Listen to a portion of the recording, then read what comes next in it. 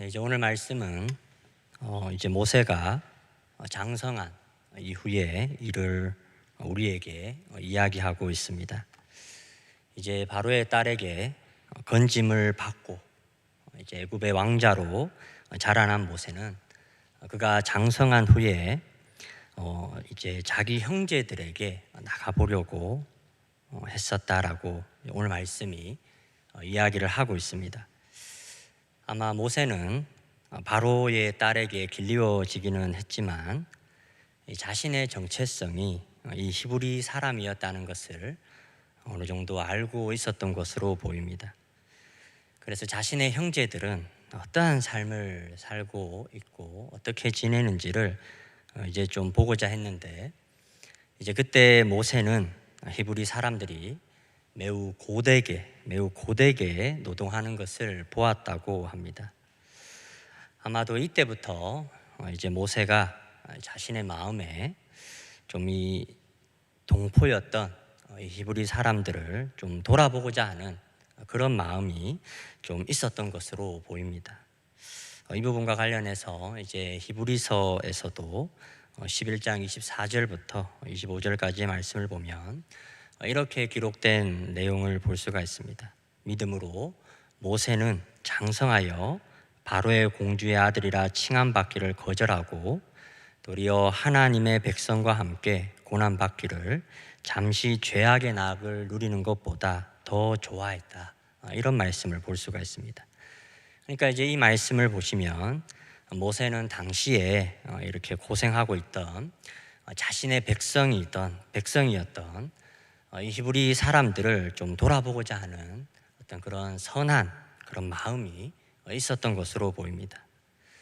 그런데 말씀을 계속해서 보시면 이제 어떤 사람이 이제 히브리 사람을 괴롭히고 또 그를 때리는 모습을 이제 모세가 보게 됩니다.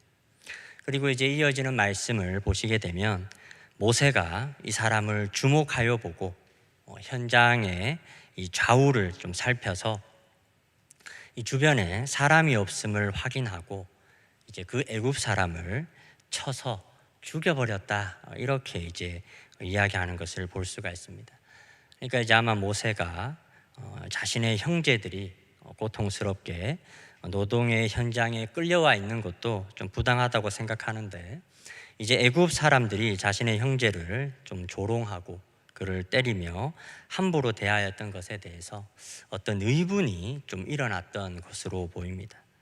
그래서 이 자신의 형제들을 위한 열심이 지나친 나머지 이제 애굽 사람을 해하게 되는 모습을 우리가 볼 수가 있습니다. 그리고 그것을 이제 모래 속에 이렇게 은밀하게 감추어두는 그런 살인을 저지르게 되는 모습을 볼 수가 있습니다. 이제 이런 말을 들어본 적이 있을 겁니다. 이제 범인은 사건의 현장에 반드시 다시 나타난다. 아마 다들 한 번쯤은 들어보셨을 것 같습니다. 그런데 이제 이 말처럼 이제 오늘 말씀을 보시면 모세도 이튿날 다시 그 현장에 나가 보았다, 이렇게 이야기합니다. 그런데 이제 이번에는 자신의 동포인 히브리 사람들끼리 이번에는 서로 싸우는 모습을 그가 보게 됩니다. 이때 이제 모세가 보기에 이제 조금 더 이제 잘못이 있는 그 히브리 사람에게 이렇게 이야기합니다. 네가 어찌하여 동포를 치느냐, 이렇게 이제 묻게 됩니다.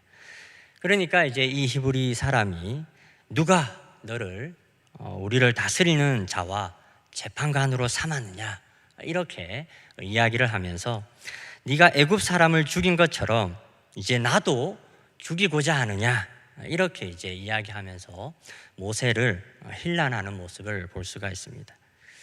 그러자 이제 이 모세가 자신이 이 애굽 사람을 해한 일이 다 탈로가 난 줄 알고 이제 두려워하게 됩니다.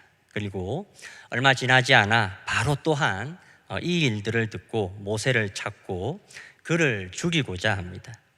그래서 이제 모세가 어쩔 수 없이 이제 바로의 낯을 피하여서 애굽의 국경 밖 이제 미디안 땅에 머물며 하루는 그곳의 한 우물 곁에 그가 앉았더라, 이렇게 이야기를 하고 있습니다.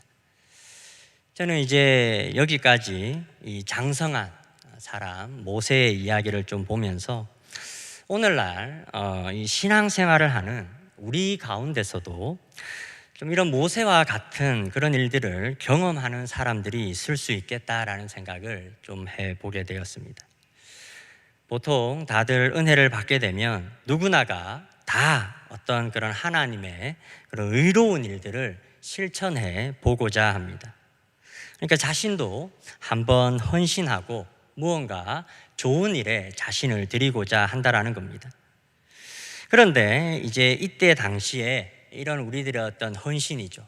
헌신에 기반한 그런 열심들이 이게 조금 지나치게 되어서 이 때로는 나의 열심으로 누군가가 해를 입는 경우를, 그러니까 나로 말미암아, 나의 열심으로 말미암아 상처를 받는 사람들을 우리가 보게 될 때가 있습니다. 분명히 좋은 의도가 있었기에, 좋은 의도에서부터 시작을 했기 때문에 좀 좋은 일들만 있으면 했는데 이렇게 우리는 미처 예상하지 못했던 이런 일들로 인해서 이제 도리어 나의 열심으로 상처를 받고 해함을 받는 사람들을 보게 될 때가 있다라는 겁니다. 이때 이제 우리는 우리 자신의 좀 한계를 좀 마주하게 되는 것입니다. 이제 나름 잘해보려고 또 열심히 해보려고 했는데 상황이 내 생각대로 그렇게 흘러가지가 않는다는 겁니다. 그래서 누군가가 나의 열심으로 말미암아 좀 이렇게 상처를 받기도 하고 또 해함을 받기도 하는 그런 일들이 일어나는 거죠. 이제 이런 어떤 나의 연약함과 한계가 있구나라는 것을 좀 이렇게 받아들이는 것도 이게 쉽지가 않은데, 이번에는 나와 같은 편인 줄 알았던 사람들에게 이 한 번씩 결정타를 맞을 때가 있는 것 같습니다. 오늘 말씀에 히브리 사람이 이 모세를 향하여서 뭐라고 이야기를 합니까? 누가 너를 우리를 다스리는 자와 재판관으로 삼았느냐? 너가 나도 죽이고자 하느냐? 너가 나도 해하고자 하느냐? 이렇게 이제 이야기를 하는 것이죠. 여러분, 저는 모세가 이 애굽 사람 죽인 것이 탈로 난 것보다도 지금 동포에, 그러니까 이제 같은 편인 줄 알았던 이 동포의 이런 반응에 더 큰 충격을 받지 않았을까라는 생각을 좀 해보게 되었습니다. 지금 내가 누구 때문에, 누구를 위해서 이 애굽 사람을 해하였는데 도리어 자신이 위해 주었던 사람들로 인해서 이제 도리어 이 일들이 탈로가 나게 되었다라는 겁니다. 아마 모세가 적지 않은 충격을 받았으리라 생각합니다. 결국 이제 이 일로 말미암아서 여러분 모세가 어떻게 됩니까? 결국 이제 모세가 애굽 국경 밖으로 이제 도망을 나가서 미디안 광야에서 그가 방황하고 유리하는 그 모습을 우리가 볼 수가 있습니다.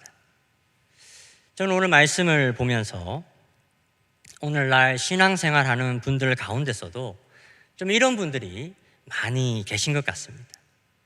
나름 한번 열심히 한번 이 하나님을 위해서 한번 애써봤는데요. 애써봤는데 그 가운데서 예상치 않게 이 자신의 연약함과 한계들이 있다는 것을 발견하게 되는 것이죠. 나의 연약함, 나의 한계들로 말미암아 누군가가 상함을 입기도 하더라라는 겁니다. 그리고 또 반대로 이번에는 내가 정말로 신뢰하던 사람들이 나에게 등을 돌리는 그런 경험을 하기도 한다라는 겁니다. 그래서 이번에는 본인이 또한 그 과정에서 상함을 입게 되는 그런 경험을 하기도 한다라는 겁니다. 그래서 오늘날에도 보면 이 모세처럼 공동체를 떠나서 이 광야와도 같은 이 세상에서 방황하는 사람들이 많이 있다라는 겁니다. 그리고 교회를 떠나지는 않았지만 이 교회와 거리를 두며 한동안 멀찍이 떨어져서 신앙생활을 조용히 하고 계시는 분들도 적지 않는 것 같습니다. 저도 한때는 이제 이런 경험들이 저를 매우 혼란하게도 했고 또 방황하게도 하고 또 힘들게도 했던 그런 기억들이 저에게도 있습니다. 어떻게 이 자리에 나오신 우리 성도님들께서는 이런 경험들이 있지는 않는지 모르겠습니다. 또는 혹은 가까운 누군가가 지금도 이런 경험들로 인하여서 아직까지 방황하고 또 공동체에 들어오지 못하고 또 유리하는 분들이 있지는 않는지 모르겠습니다. 여러분, 오늘날 우리 교회가 좀 이런 분들을 좀 어떻게 해야 될까요? 또 우리는 무엇을 할 수 있겠습니까? 여러분, 이제 계속해서 우리가 말씀을 보시게 되면 이제 이러한 경험들로 낙심한 모세가 이제 미디안 광야에서 어떻게 그가 지냈었는지가 소개가 되고 있습니다. 15절의 말씀을 한번 보시면 이제 모세가 하루는 미디안의 한 우물 곁에 그가 앉아 있었는데 16절 말씀에 미디안 제사장의 딸들이 이제 등장을 하게 됩니다. 그리고 그들이 이 모세가 앉아있던 우물가에 와서 양떼에게 물을 먹이려는데 17절 말씀에 다른 목자들이 와서 이 미디안의 제사장의 이 딸들에게 행패를 부리는 모습을 볼 수가 있습니다. 그런데 바로 이때 모세가 이 장면을 보고 일어나서 이 미디안 제사장의 그 딸들을 도와서 양떼에게 물을 먹이는 일을 도와주는 모습을 볼 수가 있습니다. 이걸 보면 모세가 참 이 천성은 착한 사람 같아요. 아무튼 모세의 이런 도움으로 이 딸들이 예상보다 일찍 이 양떼에게 물을 주는 일을 마치고 복귀를 했던 것 같습니다. 그러자 18절 말씀을 보시면 그들의 아버지인 미디안 제사장 르우엘이 이렇게 딸들에게 묻습니다. 아니, 너희가 어떻게 이렇게 빨리 왔느냐, 이렇게 이제 물어요. 그러자 19절 말씀에 르우엘의 딸들이 한 애굽 사람이 우리를 위하여서 이제 목자들의 손에서 우리를 도와주고 우리를 위하여서 물을 길어 양떼에게 먹일 수 있도록 도와주었습니다. 이렇게 이제 이야기를 하는 겁니다. 그러니까 이제 20절 말씀을 보시면 르우엘이 딸들에게 그러면 너희를 도와주었던 그 사람은 지금 어디 있느냐? 또 그를 그냥 너희가 그냥 내버려 두고 왔느냐? 이렇게 이제 이야기를 하는 거죠. 그리고 당장 가서 그를 데려오라. 그를 청하여서 음식을 너희가 대접해라. 이렇게 이제 이야기하는 모습을 우리가 볼 수가 있습니다. 여러분, 애굽에서 있었던 일들로 어려움을 겪고 방황을 하던 이 모세가 이제 장래에 이제 자신의 이제 장인어른이 되는 이 르우엘을 이제 만나게 됩니다. 이때 이제 이 르우엘이 모세를 참이 따뜻하게 대접을 해 주었던 것 같습니다. 그래서 21절 말씀을 보시면 모세가 그와 함께 있기를 매우 기뻐하였다 이렇게 이야기를 합니다. 그러니까 이제 오갈 곳이 없었던 그래서 이 미디안 광야에서 계속 방황하던 이 모세를 르우엘이 받아주었다라는 겁니다. 여러분, 그런데요, 이제 우리에게 익숙한 이 모세의 장인의 그 이름이 조금은 차이가 있는 것 같습니다. 여러분, 보통은 어떤 이름을 좀 기억하고 있습니까? 이드로나 호밥 같은 그런 이제 이름을 우리가 많이 들어보셨을 겁니다. 그런데 이제 오늘 출애굽기 본문에는 이 르우엘이라는 이름으로 이제 이 모세의 장인이 등장을 하게 됩니다. 제가 이제 이 부분과 관련해서 관련된 주석을 좀 살펴보니까요, 여러분, 과거에는 이 불리우는 이름이 여러 개가 있을 수 있는 경우가 많이 있었다고 합니다. 그러니까 이제 여러분, 우리 성경에서도 여러분 에서에게는 에돔이라는 이름이 있었고 또 야곱에게도 하나님께서 이스라엘이라고 하는 그런 이름을 붙여주시는, 더하여 주시는 장면을 볼 수가 있습니다. 그러니까 이제 그 사람을 특징할 수 있는 다른 이름들이 이때 당시에는 얼마든지 있을 수가 있었다라는 겁니다. 그런데 이제 오늘 모세의 장인은 이 르우엘이라는 이름으로 지금 등장을 하고 있습니다. 그런데 여러분, 이 르우엘이라는 이름을 이 원어로 해석을 해보면 이런 의미를 가지고 있습니다. 하나님의 친구, 하나님의 벗이라는 그런 의미를 가지고 있습니다. 그러니까 이제 모세의 장인이 미디안 제사장이라고 했는데, 아마 모세의 장인은 어떤 그런 신적인 존재에 대한 그런 마음들이 좀 남달랐던 그런 사람으로 보이고 있습니다. 그래서 아마 주변 사람들이 그의 신실함에 이 르우엘이라는 이름을 붙여 주었던 것으로 보입니다. 그런데 여러분, 하나님의 친구, 하나님의 벗이라고 하면 여러분 또 성경에 어떤 인물이 좀 떠오르십니까? 여러분, 이제 아브라함을 우리가 떠올려 볼 수가 있을 것 같아요. 특별히 야고보서 2장 23절 같은 말씀을 보시면 어떤 말씀을 하는가 하면 이런 말씀을 합니다.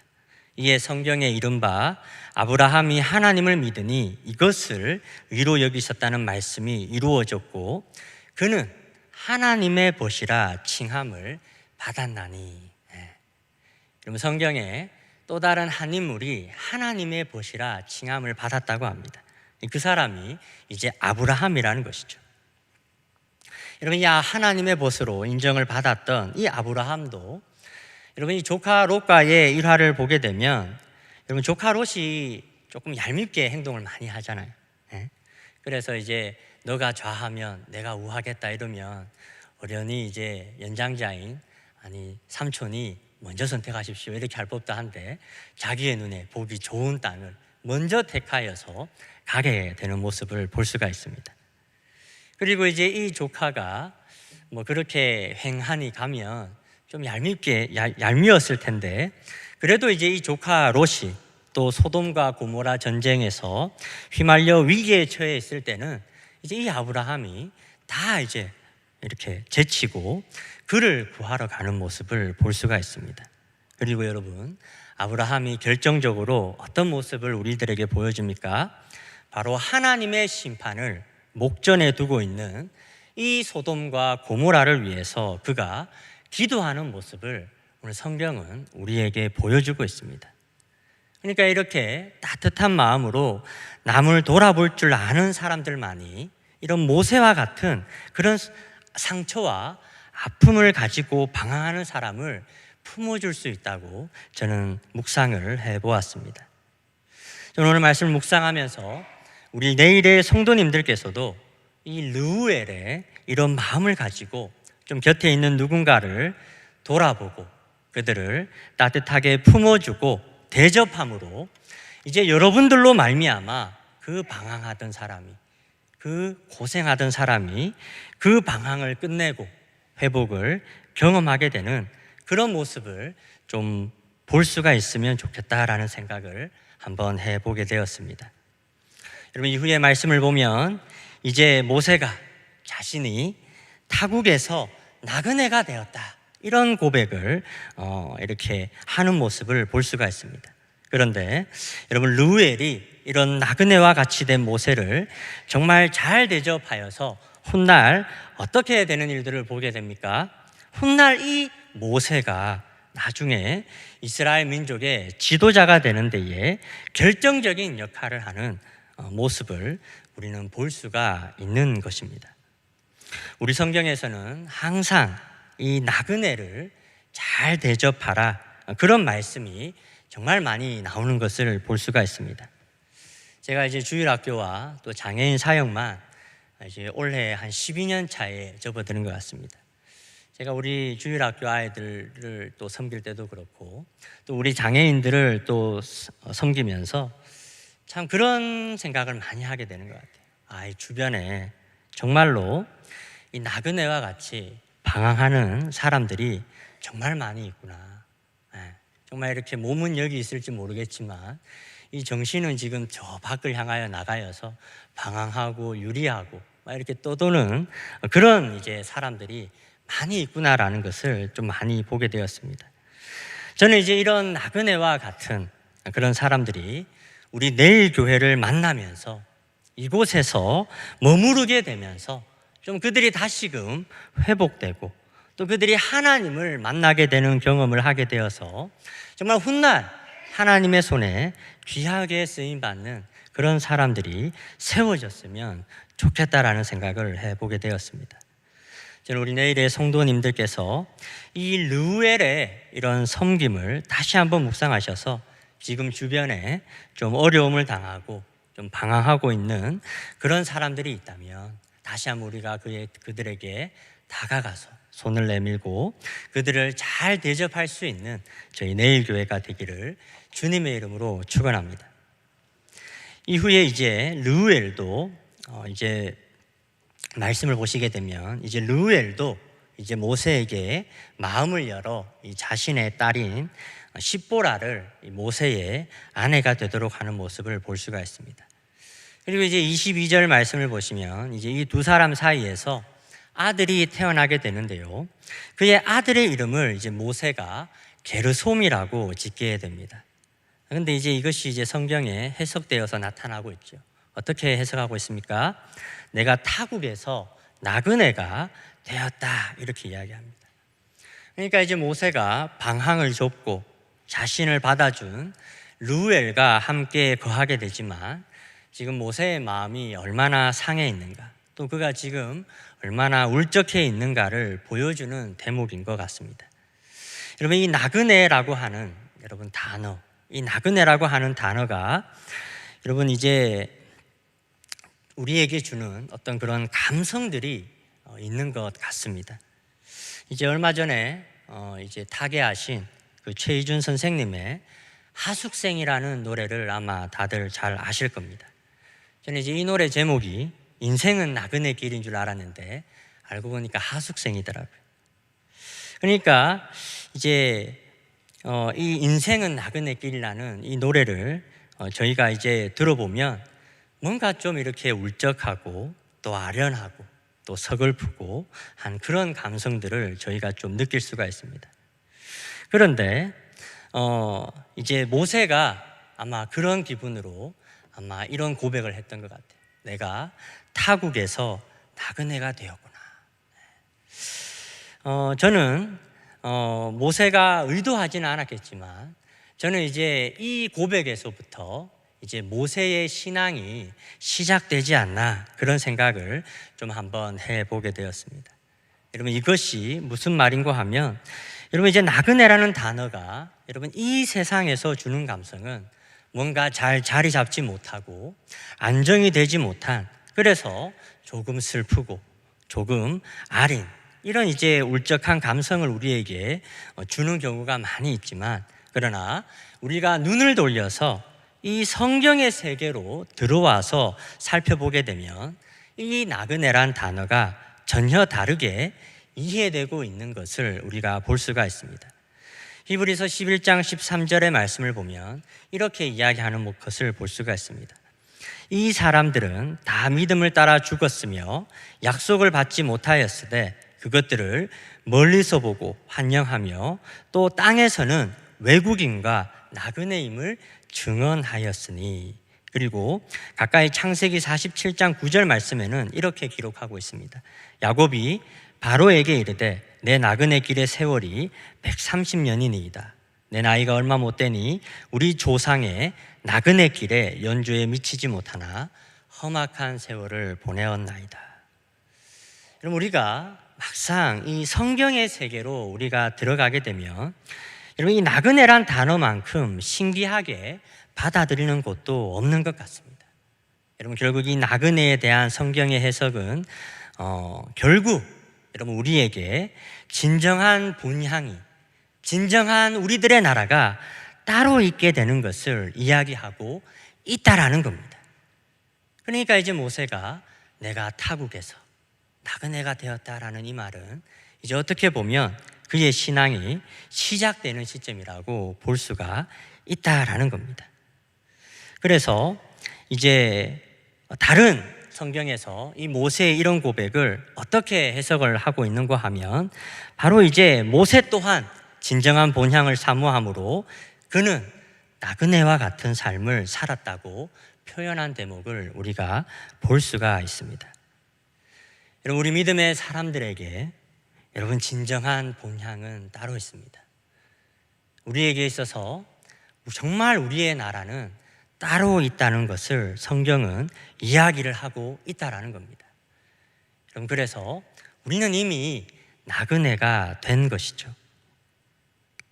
그렇기 때문에 우리의 것이 아닌, 우리의 나라가 아닌 이 광야와도 같은 세상에서 이 육체의 욕심을 따라 이 구중궁궐을 짓고 낙을 누리고자 하는 삶을 여러분 너무 소망하시지 말길 바랍니다.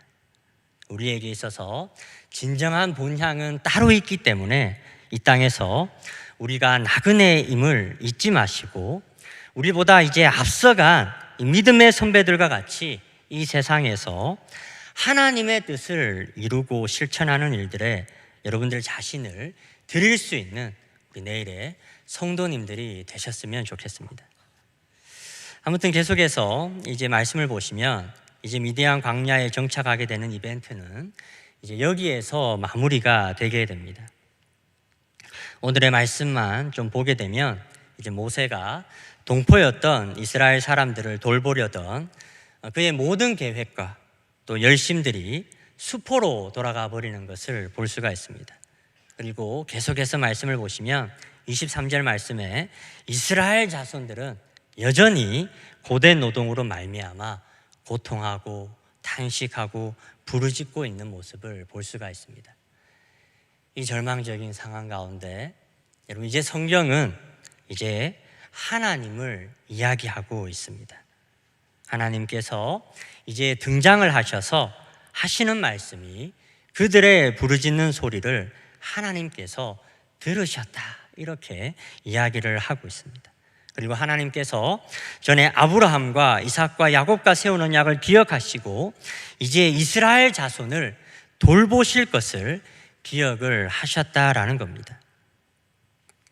이 말씀을 보시면 자신의 동포를 향한 이 모세의 열심과 또 그의 실패도 또 여전한 이스라엘 사람들의 고통도 하나님께서는 다 알고 계셨다라는 겁니다.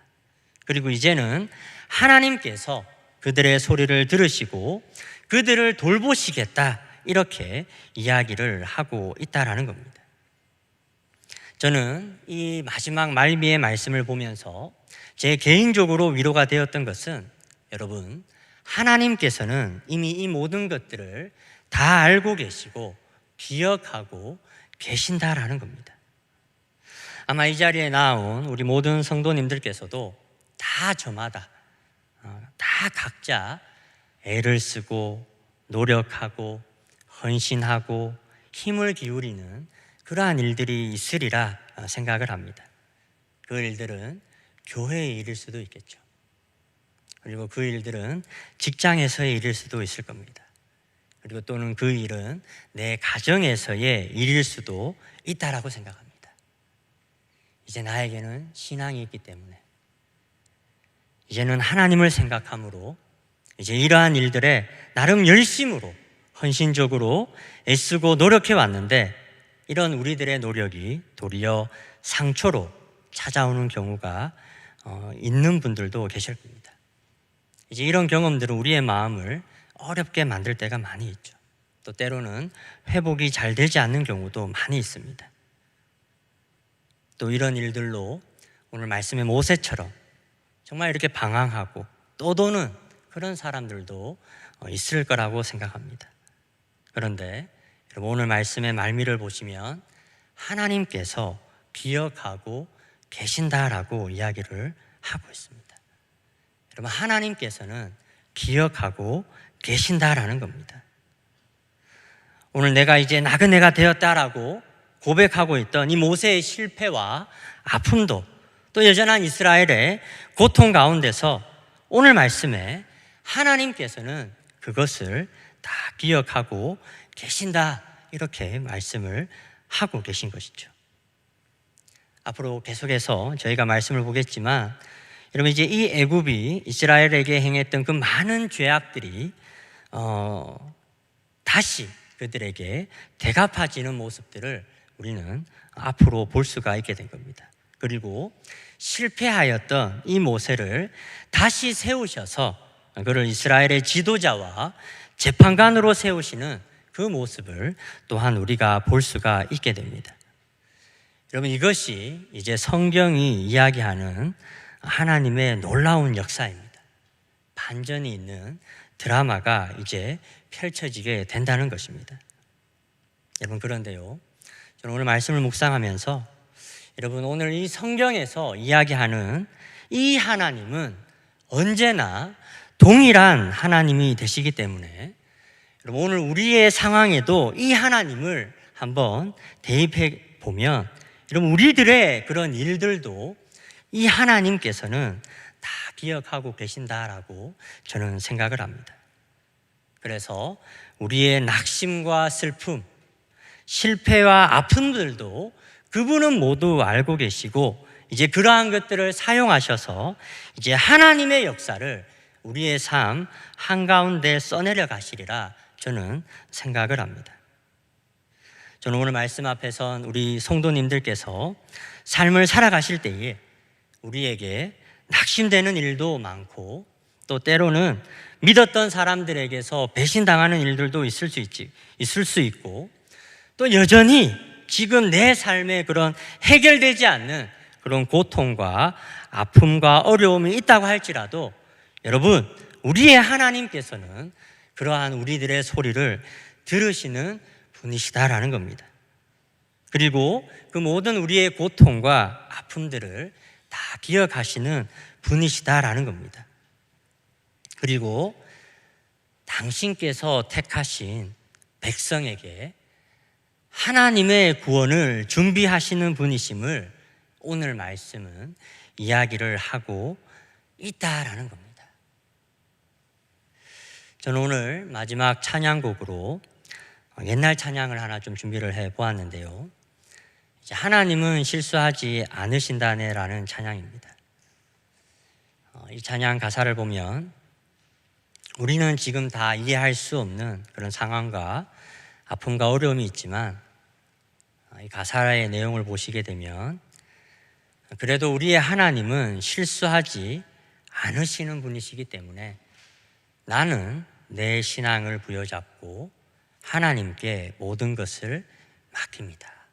그리고 나는 하나님을 믿을 겁니다. 라는 그런 고백을 담고 있습니다. 저는 오늘 말씀을 통해서 우리가 다시 한번 좀 이런 고백으로 좀 하나님 앞에 나아갔으면 좋겠습니다. 모든 것을 기억하고 계시는 하나님, 하나님이 실수하지 않으실 것을 저는 믿습니다. 또 하나님께서 당신께서 택하신 그 백성들을 비옥고 구원하시리라는 것을 저는 신뢰합니다.